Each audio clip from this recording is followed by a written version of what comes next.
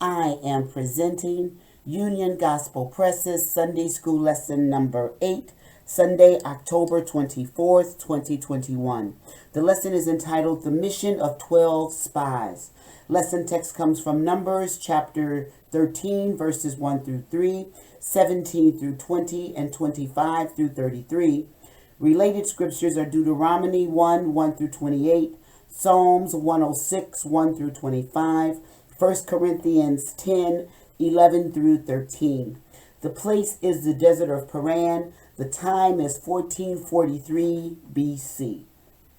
Whether it concerned the people's dissatisfaction with the God-given manna or Miriam and Aaron's rebellion, the people of God struggled mightily as they journeyed through the wilderness to the promised land. Repeatedly, Israel failed to trust God when confronted with difficulties. With all their failures and faithlessness as a backdrop, the Lord's actions stand out all the more in contrast. Where Israel was impulsive, the Lord was patient. Where Israel disobeyed, the Lord was completely righteous. Where Israel doubted, the Lord was faithful. As the people of Israel approached the promised land of Canaan, it was time for them to get their act together and solidify their faith. The narrative of the 12 spies in Numbers 13 gives us a clear picture of where Israel was spiritually. Today's aim, facts, to warn that we will always find obstacles we need to overcome as we obey the Lord.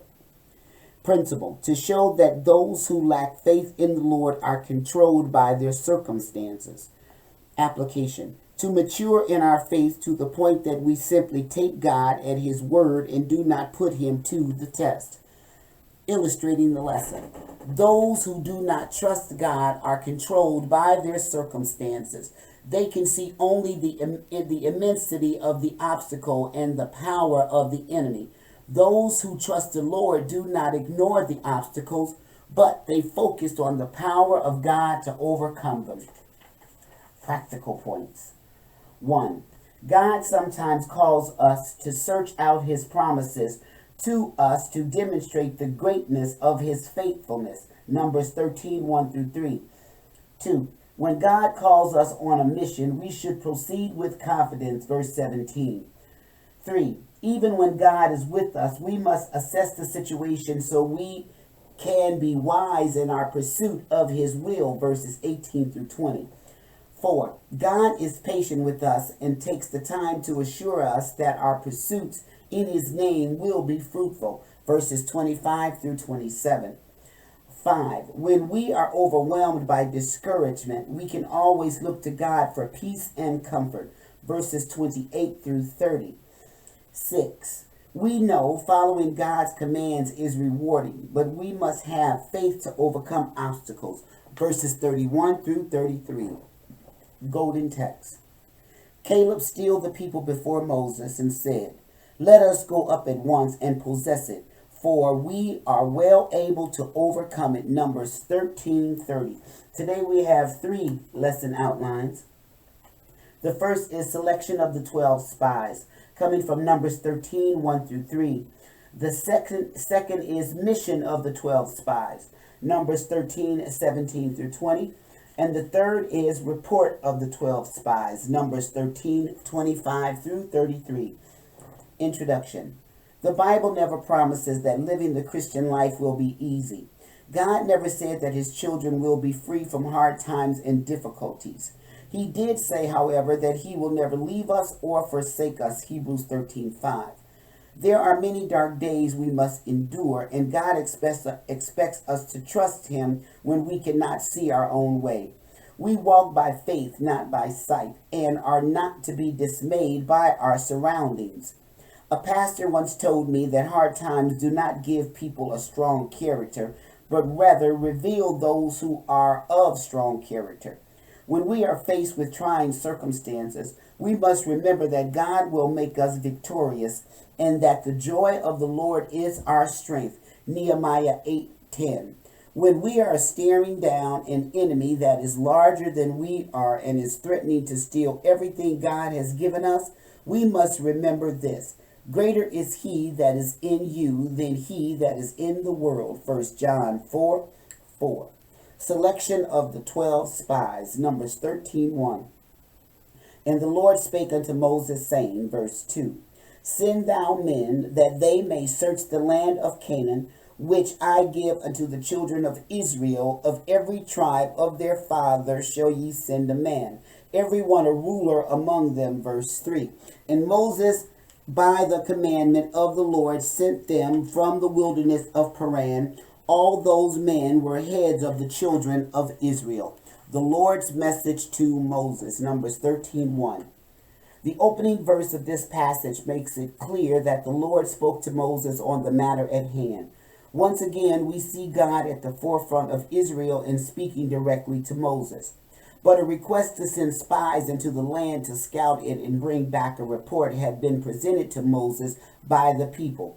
Years later, in retelling the history of Israel's wilderness wandering, Moses explained that he had told the people that God had brought them to Canaan to possess the land. The people wanted spies sent out first to see what kind of land it was and what the situation was in terms of its inhabitants. This would help determine the battle strategy. It seemed like a wise plan to Moses, so he agreed with the idea of the people. Deuteronomy 1:19-23. The fact that God spoke to Moses regarding this issue indicates that he was still leading Israel. God, of course, already knew what the land was like and who lived there. He had set out this region for his chosen people and had already determined to give it to them. But God met the Israelites where they were and guided the process, still speaking through Moses. The selection process, Numbers 13:2. While still encamped in the wilderness of Paran, which was located on the Sinai Peninsula south of Canaan, God told Moses to go ahead and send out 12 men to spy out the land of Canaan. Moses never tried to get ahead of God's timing, nor did he try to develop a clever plan of his own. God was in control of the entire process. In order to make sure that each tribe was equally represented in this matter, one leader from each was to be chosen as that tribe's representative. He would represent his particular tribe and bring back a report, not only to his tribe, but also to the nation as a whole. Each tribal chief was to be a part of what was designed to be a unified effort to rally the Israelites and prepare them to conquer the land God had promised them. The sending of the spies, Numbers 13:3. Moses did exactly as God commanded and sent the 12 spies out from the wilderness of Paran to scout the promised land. The names of the spies and the tribes they were from are chronicled in verses 4-16. This record makes clear that each tribe was represented, so no one could make a charge to the contrary. Each spy would be accountable for the field work he did as well as the report he gave. The fact that Moses did what God commanded is worthy of further comment. We have seen several instances where Moses endured various hardships, yet he remained faithful to the Lord. This is not to say that he was a perfect man.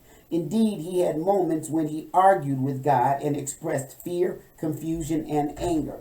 However, over the course of his ministry, he was amazingly consistent in obeying the Lord and as we saw in last week's lesson, his faithfulness was commended by God. Chapter 12, verses 6-8. Mission of the 12 spies. Verse 17. And Moses sent them to spy out the land of Canaan, and said unto them, Get you up this way southward, and go up into the mountain. Verse 18. And see the land, what it is, and the people that dwelleth therein, whether they be strong or weak, few or many. Verse 19. And what the land is that they dwell in, whether it be good or bad, and what cities they be that they dwell in, whether in tents or in strongholds. Verse 20. And what the land is, whether it be fat or lean, whether there be wood therein or not, and be ye of good courage, and bring of the fruit of the land. Now the time was the time of the first ripe grapes. Directions on where to go. Numbers 13:17-18.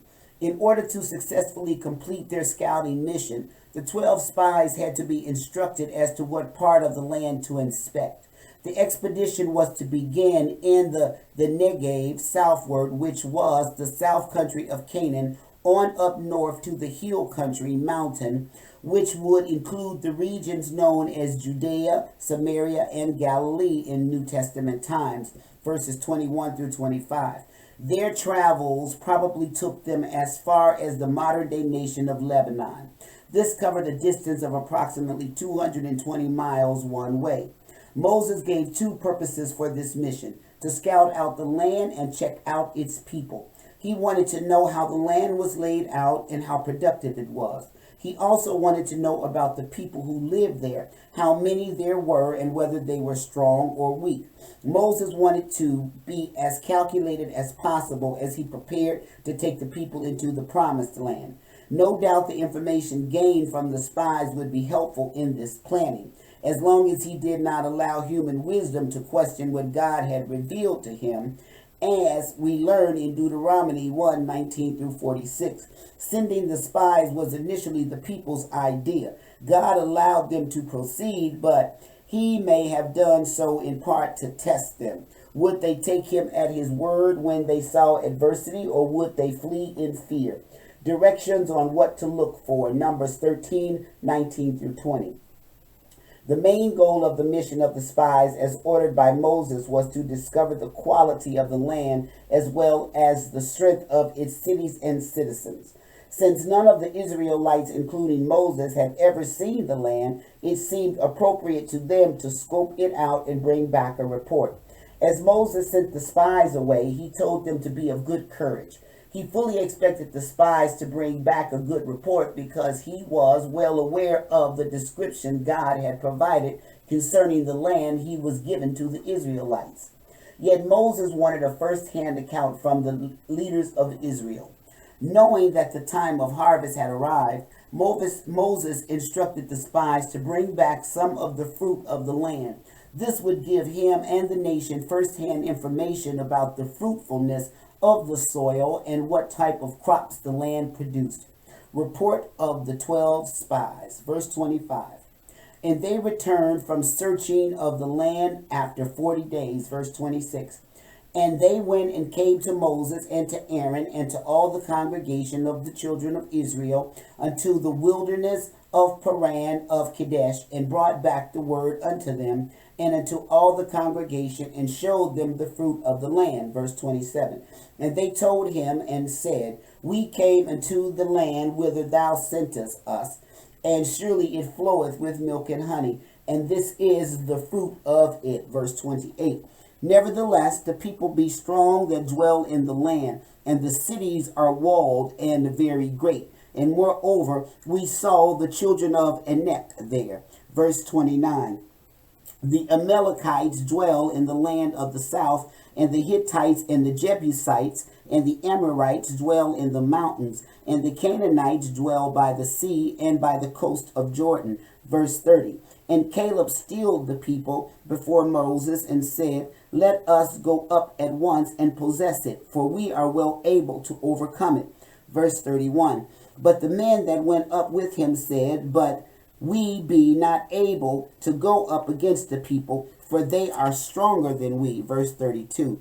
And they brought up an evil report of the land which they had searched unto the children of Israel, saying, The land through which we have gone to search it is a land that eateth up the inhabitants thereof, and all the people that we saw in it are men of a great stature. Verse 33. And there we saw the giants, the sons of Anak, which come of the giants, and we were in our own sight as grasshoppers, and so we were in their sight. Return of the spies, Numbers 13:25 through 26. After being gone for a total of 40 days, the 12 spies returned to the Israelite camp, to an anxiously awaiting community that included Moses, Aaron, and the people of Israel. Altogether, the journey would have covered nearly 500 miles. To do this in 40 days would mean that they traveled at a rather quick pace, leaving no time for delays along the way. They were focused on their fact-finding mission and completed it in a very efficient manner. Report of the spies, Numbers 13:27 through 29. The 12 spies brought back a full report, along with some of the fruit of the land as Moses had instructed. In this regard, the mission was successful. They covered the territory they were assigned and brought back fruit to be evaluated. The spies announced that they had inspected the land as they were commanded, and just as God had said, it flowed with milk and honey. Exodus 3:8. This was an expression that described the bountifulness and prosperity of the land. In giving their report on the richness of the land, the spies demonstrated the veracity of their opinion by bringing fruit from the land, just as Moses had ordered. Noteworthy was a single cluster of grapes that was so large it had to be carried on a pole by 2 men. The men also brought with them pomegranates and figs, Numbers 13:23. While there was no doubt about the abundance of the land, the spies did not have such a good report concerning the people of the land. They reported that the land they saw was inhabited by strong people and was full of large and fortified cities, impregnable strongholds that could resist any attack. This, of course, presented a huge problem for the Israelites. The inhabitants of the land were not going to roll out a welcome mat for a large assembly of foreigners to come and live among them. In order to live in the land, the Israelites had to conquer it, and the spies' report was clearly picturing this as an impossibility. To make matters worse, the spies saw what they described as the children of Anak living there, verse 28. This reference will be explained further a bit later, but in the most simplistic terms, it means that some of the inhabitants were gigantic in size. The spies continued their rant by describing the geographic locations of the specific peoples. The Amalekites lived in the south. The Hittites, Jebusites, and Amorites dwelled in the central hill country, and the Canaanites lived along the Mediterranean Sea and Jordan River, covering both the east and the west. As far as the spies were concerned, the people were invincible. Caleb's contrary report, Numbers 13:30. After hearing this extremely negative report, the people began to get restless, and a commotion stirred among them. The negative report of the spies was not unanimous, however. Caleb, who was the representative from the tribe of Judah, verse 6, quieted the people and encouraged them to move at once to occupy the land, declaring that they were fully able to defeat the enemy. We learn in the next chapter that one other spy, Joshua, stood with him in this conviction, 14:6 through 9. Caleb did not deny that the enemy was strong and large. However, he trusted that God would defeat them all and give Israel the land just as he had promised. Rejection of Caleb's report, Numbers 13:31. The other spies were not swayed by Caleb's words. No doubt they had defeated this matter constantly as they made their way back to the camp. Now the men with differing viewpoints were making their prospective cases before the people and trying to persuade them accordingly. The representatives who gave the bad report contradicted Caleb by saying that the people of Israel were not able to defeat the enemy. Clearly, they thought the mission should be aborted at once. The people of the land were much stronger than the Israelites, they declared, strongly implying that it would be foolish to try to take on these vastly superior enemies. Exaggeration of the grim picture, Numbers 13:32 through 33. In order to further persuade the people to accept their opinion, the majority contingent greatly exaggerated the might of the inhabitants of the land. The mere fact that they were stated that the inhabitants were stronger than the Israelites revealed a severe lack of faith. To emphasize the supposed impossibility of taking possession of the land, the spies greatly overstated the size of the inhabitants. They reported that among the natives of Canaan were the sons of Anak, who are also described as giants or Nephilim. The Nephilim were giants who lived before the flood and contributed to the violence that led to God's judgment on man at that time, Genesis 6:4. While the people certainly were familiar with stories concerning the giants who lived prior to and during Noah's lifetime, it was impossible that those giants had any descendants after Noah, since the Nephilim were completely destroyed in the flood and left no living offspring. This was nothing but an attempt to play on the fears of the people by calling to mind the giants of the past in describing the current inhabitants of the promised land. Compared to the supposed Nephilim, the 10 spies saw themselves as grasshoppers. The giants they saw could defeat them simply by stepping on them as a man would crush an insect. They did not see the greatness of their God. They saw only their own weakness before an enemy whose size and power they grossly exaggerated, an enemy that Caleb knew God could defeat for them. Questions. 1. Whose idea was it to spy out the land originally? 2. How many men were chosen to spy out the land of Canaan? 3. Why was a spy chosen from each Israelite tribe? 4. What 2 important purposes did Moses give for the mission of the spies? 5. What did Moses tell the spies to bring back with them? 6. How long did it take for the spies to return from their mission? 7. What report did they give regarding the land itself? 8. What report did the majority of the spies give concerning the people in the land? 9. How did Caleb's report contradict that of the majority? 10. What makes it clear that the majority were exaggerating the size of the inhabitants they saw? This concludes the Sunday School lesson for Sunday, October 24th, 2021. Thank you for listening. God bless.